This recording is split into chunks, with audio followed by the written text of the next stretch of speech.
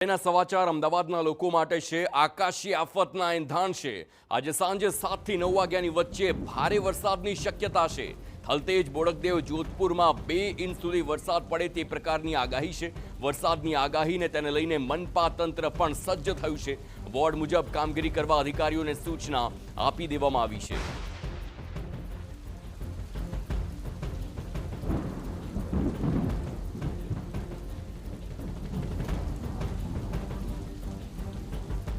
આજે મુખ્યત્વે જોવા જઈએ તો 4 વાગ્યાથી 1 mm વરસાદ શરૂ થશે। મહત્તમ અમારે 7 થી 9માં અનુમાનિત છે કે થલતેજ અને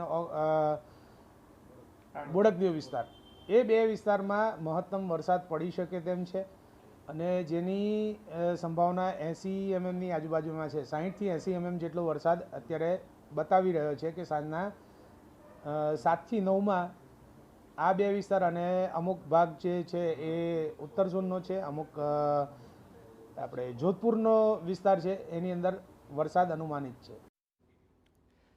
તો સીડેક સોફ્ટવેર મારફતે અમદાવાદના કયા વિસ્તારમાં કેટલો વરસાદ પડશે તેની જાણકારી મેળવી એએમસીએ અગાઉ જ પ્લાન તૈયાર કર્યો છે, જેનાથી કયા વોર્ડમાં કેટલો વરસાદ પડશે તેનું અગાઉથી અનુમાન લગાવી શકાશે।